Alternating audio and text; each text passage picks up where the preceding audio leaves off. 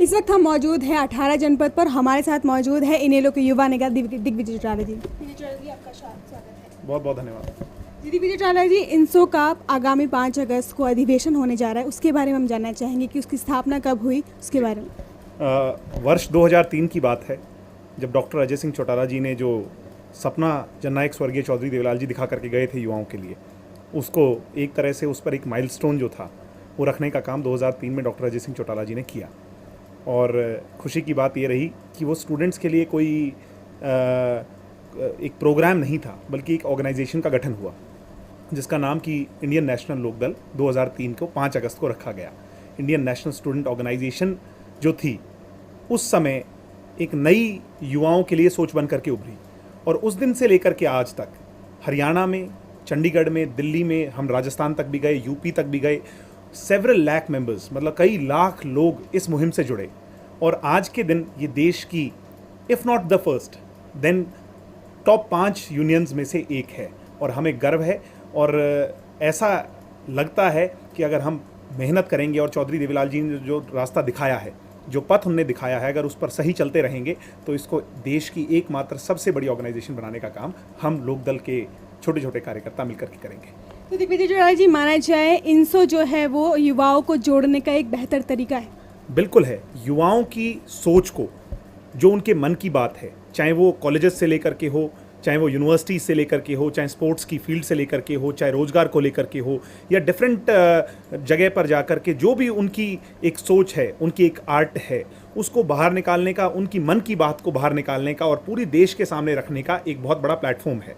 और इनसो ने सदैव ये किया भी है। हमने सोशल इश्यूज़ को भी उतना ही मुख्य माना है। हम पहले जब इनसो की बात करते हैं तो इसको पॉलिटिकल स्टूडेंट ऑर्गेनाइजेशन से पहले हम एक सोशल वेलफेयर ऑर्गेनाइजेशन कहते हैं, जहाँ पर कन्या भ्रूण हत्या, पेड़ लगाना, ब्लड डोनेशन, आई डोनेशन, ऑर्गन डोनेशन, किसी की सहायता करना, ज़रूरत में सहायता करना, इन सब चीज़ों को हम अपना पहला कर्म और धर्म मानते हैं। और ये तमाम चीज़ें हैं जिसने इंडियन नेशनल लोकदल को आज देश में इतनी ताकतवर एक ऑर्गेनाइजेशन बनाने का काम किया है। चौटाला जी, क्या माना जाए कि इनसो जो है, क्या उसे इनेलो का राजनीतिक विंग भी माना जा सकता है? नहीं, शरीर जब होता है एक आदमी का या एक औरत का या किसी भी इंसान का, तो उसके 2 हाथ भी होते हैं। शरीर तो बीच का हिस्सा है, उसके 2 हाथ उसका एक अंग है। एक हाथ पर हमारी इंडियन नेशनल लोकदल यूथ है और एक हाथ पर हमारी Indian National Lokdal, Indian National Student Organisation है। मगर इसको हम हेरारकी मानते हैं। हेरारकी इसलिए कह रहा हूँ कि अगर आप ग्रेजुएट ही नहीं करेंगे स्टूडेंट ऑर्गेनाइजेशन से, यूथ में नहीं जाएंगे, तो आप मुख्य लोकदल में जाकर के कैसे सेवा कर पाएंगे? ये लोकदल जो चौधरी देवीलाल जी का सपना है, ये इसकी सबसे पहली सीढ़ी है। इस सीढ़ी पर जब आप चढ़ेंगे तो लोकदल की विचारधारा के बारे में और लोकदल के नेताओं की सोच के बारे में आपको बहुत बेहतरी से जानकारी मिलेगी, और इस देश की सेवा करने का एक बहुत अच्छा अवसर मिलेगा जिस दिन आप स्टूडेंट ऑर्गेनाइजेशन को ज्वाइन करेंगे। जी, लेकिन दिग्विजय चौटाला जी, हरियाणा में तो स्टूडेंट संघ के जो चुनाव है वो होते ही नहीं है। आपको क्या लगता है कि चुनाव होने चाहिए? नहीं, चुनाव हों, मगर हम भयभीत हैं। हम कभी कभी डरते हैं कि ये चुनाव कहीं वो चुनाव ना हो जाएं जो हमने 90s में देखे थे, अर्ली 90s में देखे थे, 80s में देखे थे, कि जब एक एक चुनाव के अंदर हमारे सैकड़ों भाइयों की उन पर हमले होते थे, कई लोगों की हत्या हो जाती थी, और स्टूडेंट चुनाव नहीं बल्कि रंजिश का चुनाव माना जाता था, और एक बहुत ही बुरा माहौल सा था।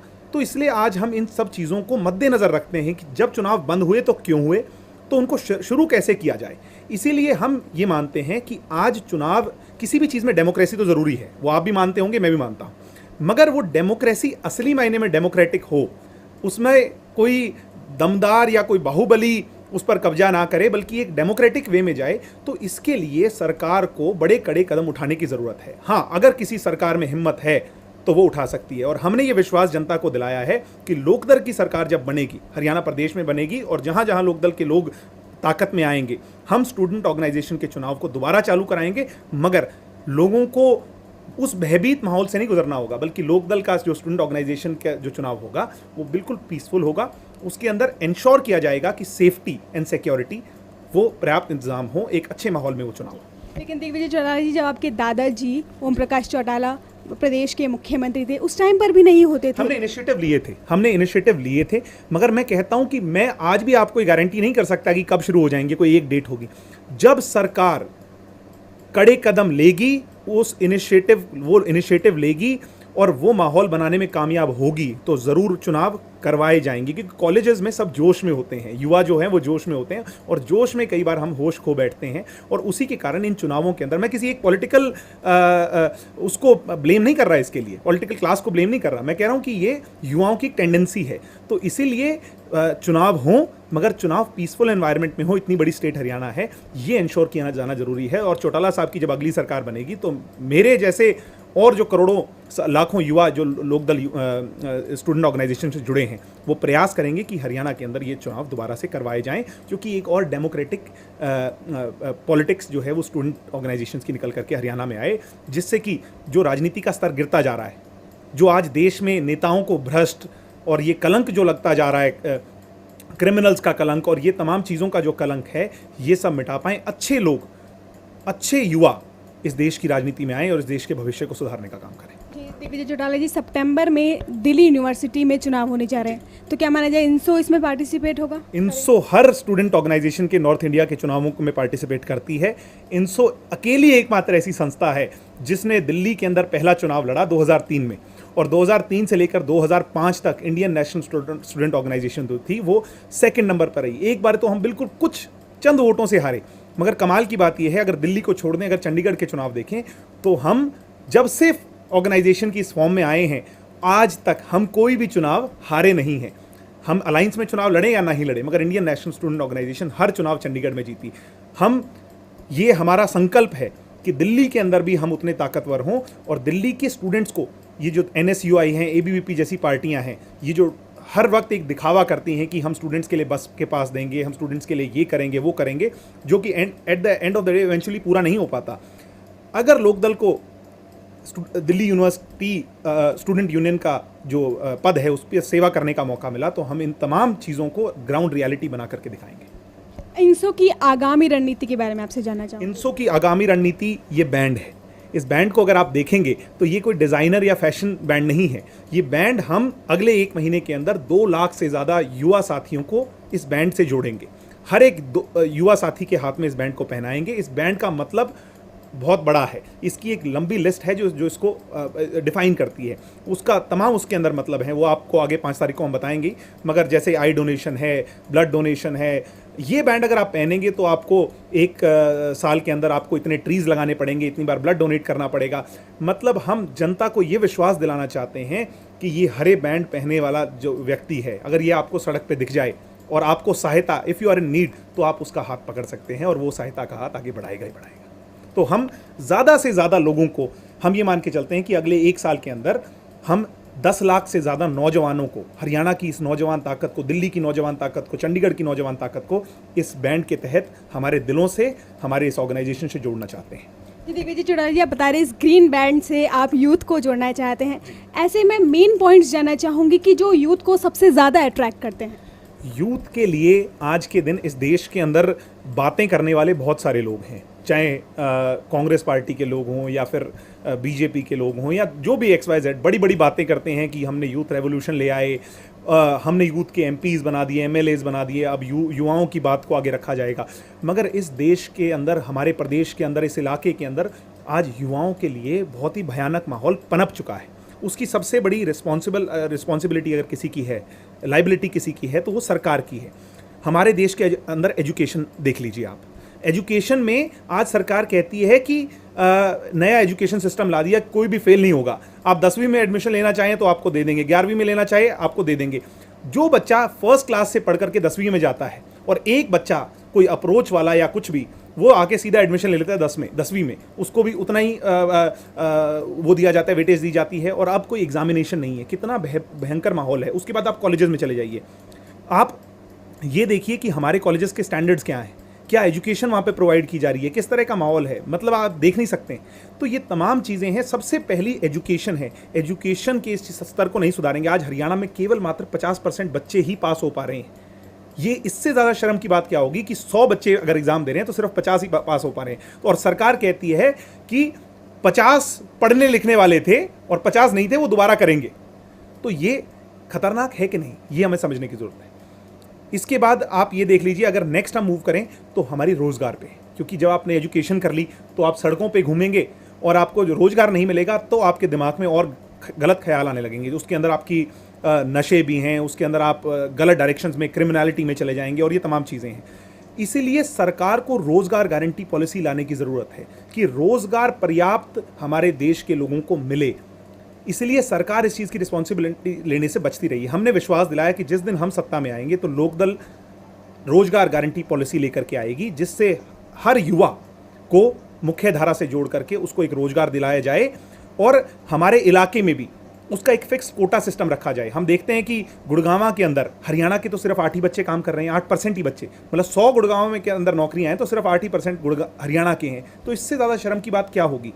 तो आज इस तरह के माहौल से हमें निकलने की ज़रूरत है, हमें लड़ने की ज़रूरत है, और उसके लिए हमारे जैसी ऑर्गेनाइजेशंस को आज मिलजुल कर एक दूसरे के साथ हाथ से हाथ मिला करके पॉलिटिक्स से दूर, राजनीति से कहीं दूर एक हो करके देश को सुधारने की जरूरत है। मैं ये जानना चाहूँगी कि अगर इंसो की आप बात करें कि इंसो को स्ट्रांग होने की ज़रूरत है, तो क्या लगता है इंसो के स्ट्रांग होने के बाद जो आज जो यूथ ये सारी प्रॉब्लम्स फेस कर रहा है, क्या उन प्रॉब्लम्स में कितनी कमी आएगी, ये जानना चाहता हूँ। हमारा पूरा प्रयास रहेगा कि हम सत्ता में जब आएंगे, हमारी लोकदल जो मुख्य धारा जब शरीर मेन सत्ता में आएगा, तो इस हाथ को जब ताकत मिलेगी, काम करने का मौका मिलेगा, तो एजुकेशन के स्टैंडर्ड्स बढ़ाए जाएंगे। जहां 50 बच्चे पास होते हैं तो हम विश्वास दिलाते हैं आपको भी और देश की जनता को भी कि 50 की जगह उसको 1-2 सालों में 70 पे ले जाया जाएगा, फिर 80 पे ले जाया जाएगा। जैसे विदेशों में होता है कि बहुत कम बच्चे फेल हो पाते हैं, इतने अच्छे एजुकेशन के स्टैंडर्ड्स हैं। तो हम हरियाणा के अंदर भी इस प्रकार के एजुकेशन स्टैंडर्ड स्थापित करने का काम करेंगे, दिल्ली में भी करेंगे, चंडीगढ़ में भी करेंगे। इसके बाद यूनिवर्सिटी लेवल्स पर देख लीजिए, ये प्राइवेट यूनिवर्सिटियाँ बन चुकी हैं, कोई जिंदल है, कोई XYZ है। ये क्या है, 10-10 लाख रुपए दे करके कौन पढ़ाई करेगा। एक आम घर का बच्चा 10 लाख रुपए नहीं दे सकता जिंदल साहब, ये हमें समझने की जरूरत है। तो हरियाणा नंबर 1 की जब वो ऐड चलती है उसमें वो जिंदल यूनिवर्सिटी को दिखाते हैं। तो मैं कहता हूँ हुड्डा साहब इसको बंद करें। 10 लाख रुपए एक गांव का, एक मजदूर का, गरीब किसान का बेटा नहीं दे सकता। सरकार की जिम्मेवारी है हाईएस्ट लेवल ऑफ एजुकेशन भी सस्ते से सस्ते दामों पर प्रोवाइड करे। हम विश्वास दिलाते हैं हम सत्ता में आएंगे तो जो फीस है उसको 25% उसी के उसी दिन उसमें रियायत करेंगे, और ये भी विश्वास दिलाएंगे कि जब तक हम सरकार में रहेंगे एक बार भी हम उसमें इंक्रीज नहीं करेंगे। और जितनी भी इस तरह की चीज़ें हैं जो स्टूडेंट्स के हितों की है, चाहे स्पोर्ट्स से रिलेटेड है, चाहे को करिकुलर एक्टिविटीज से रिलेटेड है, इनको बढ़ावा देंगे, जिससे कि सिर्फ वो किताबी कीड़ा बनकर नहीं बल्कि प्रैक्टिकली भी अपने उसके अंदर वो आगे बढ़ पाएँ। तो ये हमारा एक संकल्प है, चौधरी देवीलाल जी का एक सपना है कि ये जो हरियाणा में मिट्टी से जुड़े जो लोग हैं, गरीब किसान मजदूरों के बच्चे हैं, वो भी उठ करके देश में बड़े बड़े पदों पर बैठ पाएँ, उसको हम पूरा करेंगे। दिव्या चौटाला जी, अब आप इनेलो के युवा चेहरा हैं, युवा नेता हैं, तो ऐसे में इंसो को पार्टी से जोड़ने के लिए, पार्टी की स्थिति को और मजबूत करने के लिए आप युवाओं को क्या संदेश देंगे? मैं सबसे पहले युवाओं को नहीं बल्कि मैं चौधरी देवीलाल जी के जो साथ जिनने इस प्रदेश को अलग करने की, देश की आज़ादी की, या जो भी लड़ाई लड़ी, जो बुजुर्ग हैं हमारे, जो मेरे दादा समान है, परदादा समान है, मैं सबसे पहले हाथ जोड़ करके उनसे अनुरोध करता हूँ कि जो आज उनकी जनरेशन्स हैं, जो कॉलेजेस में जा रही हैं, जो पोस्ट स्कूलिंग यूनिवर्सिटीज़ में जा रही हैं, मैं हाथ जोड़ करके उनसे अनुरोध करता हूँ कि वो अपनी नेक्स्ट जनरेशन को इस लोकदल की मुहिम से जोड़ें, इस इंडियन नेशनल स्टूडेंट ऑर्गेनाइजेशन से जोड़ें, जो किसी कारणवश शायद हमारे से बीच में दूर हो गए, या फिर उनकी जनरेशन को ये नहीं पता कि चौधरी देवीलाल जी ने जो लड़ाई लड़ी उस लड़ाई का मायना क्या था। तो उन लोगों को, उन हमारे भाइयों को, मेरी उम्र के, मेरे से बड़े हैं, मेरे से छोटे हैं, उन लोगों से मैं अनुरोध करता हूँ, प्रार्थना करता हूँ कि आएँ, हम दोबारा मिल करके आज जो देश इस विपदा की स्थिति से गुजर रहा है, आइए हम मिल करके इस देश को बचाने का काम करते हैं। क्योंकि ये जो सत्ताहारी आज के दिन पार्टी है, ये जो इटालियन लोग हैं, इटालियन स्टैंडर्ड्स को इस देश में चला रहे हैं, अगर ये तीसरी बार इस देश की सत्ता में आ गए तो डेमोक्रेसी, कॉन्स्टिट्यूशन और जो बड़ी बड़ी बातें हैं, पुलिस है, एडमिनिस्ट्रेशन है, जुडिशरी है, इनकी एक तरह से हत्या हो जाएगी। डेमोक्रेटिक मूल्यों की हत्या इस देश में हो जाएगी अगर तीसरी बारी सोनिया गांधी जी जैसे लोगों के हाथ में इस देश की सत्ता की चाबी लग गई। तो इसलिए आइए हम मिल करके दोबारा चौधरी देवीलाल जी और अपने बुजुर्गों की तरफ देख करके उनकी पगड़ी की शान के लिए इस हरियाणा को, इस प्रदेश को, दिल्ली को, चंडीगढ़ को, जहाँ जहाँ तक इंसो है, उनको और ताकतवर बनाएंगे। हमें पूरे देश में जनता प्यार देगी तो हम पूरे देश की सेवा करने के लिए आज तैयार हैं। इसीलिए आज हम सबको मिलजुल कर काम करने की जरूरत है। जी, दिग्विजय चौटाला जी, देखा जाए तो इनेलो जो है वो एक क्षेत्रीय दल है जी, लेकिन इनेलो जो है लगातार उसका विस्तार हो रहा है। इनेलो के आप लोग की जो भी प्रचार है उससे पार्टी बढ़ रही है। नेशनली पार्टी को स्ट्रॉन्ग करने के लिए मैं पार्टी की बात करना चाहूँगी कि क्या पॉलिसीज़ है जो पॉलिसीज इंडियन नेशनल लोकदल का नाम है कि हम एक क्षेत्र तक सीमित नहीं हैं। इंडियन नेशनल लोकदल, चौधरी देवीलाल, आज मैंने कुछ लोगों को टीवी पे कहते सुना, हम सुनते भी हैं, यूजुअली लोग कहते हैं कि क्या हरियाणा में 10 सीटें हैं एमपी की, क्या कर सकता है हरियाणा का एमपी, क्या कर सकता है हरियाणा के लोग उस पद तक नहीं बैठ सकते, ये ख्वाबी पुलाव है या सपना है, जो भी है आज हमारे लोग बोलते हैं। मैं याद दिलाना चाहता हूँ 89 का दशक, 90s, 91, चौधरी देवीलाल जी को देश की सबसे बड़े पद, प्रधानमंत्री के पद की माला उनके गले में पहना दी गई थी। क्यों? क्योंकि चौधरी देवीलाल इसलिए नहीं कि वो हरियाणा जैसे छोटे स्टेट से आए थे तो उनको कोई कोटा सिस्टम था, मगर उस समय भी हरियाणा को उसी नज़र से देखा जाता था। उनकी मेहनत थी जो उनको उस पद तक लेकर गई। तो ऐसा कुछ नहीं है कि हरियाणा के लोग कुछ कर सकते हैं या नहीं कर सकते हैं। हम सब लोगों को आज मिल करके, क्योंकि हम हरियाणवी होने से पहले देश के नागरिक हैं, हिंदुस्तानी हैं, तो हमारे पास भी उतने राइट्स हैं जितने 80 सीटों वाली यूपी के पास हैं या किसी और प्रदेश के लोगों। तो इसलिए आइए हम पूरे देश के अंदर दोबारा से इस मूवमेंट को तेज करते हैं और इंडियन नेशनल लोकदल को दिल्ली, हरियाणा और चंडीगढ़ जैसे एरिया से सीमित नहीं रख करके, बल्कि राजस्थान भी जो आगे चुनाव आ रहा है उसको चुनाव को भी हम लड़ेंगे, और यूपी में चुनाव आ रहा है, यूपी के अंदर जब चुनाव आएगा हम उसमें भी लड़ेंगे, पार्टिसिपेट करेंगे। तो जहाँ जहाँ चुनाव होता है, जहाँ जहाँ तक चौधरी देवीलाल जी की सोच में सोच लोग रखते हैं, वहाँ तक इंडियन नेशनल लोकदल अपने चुनाव चिन्ह पर चुनाव लड़ेगी और जनता प्यार देगी तो हम देश की सेवा, प्रदेश की सेवा, उस इलाके की सेवा करने के लिए तैयार हैं। जी, दिग्विजय चौटाला जी ने बताया कि देश की सेवा, जनता की सेवा करने के लिए पार्टी तैयार है, सारे नेता तैयार है। अब दिग्विजय चौटाला जी, मैं आपसे इनसो से हटकर एक सवाल पूछना चाहूँगी।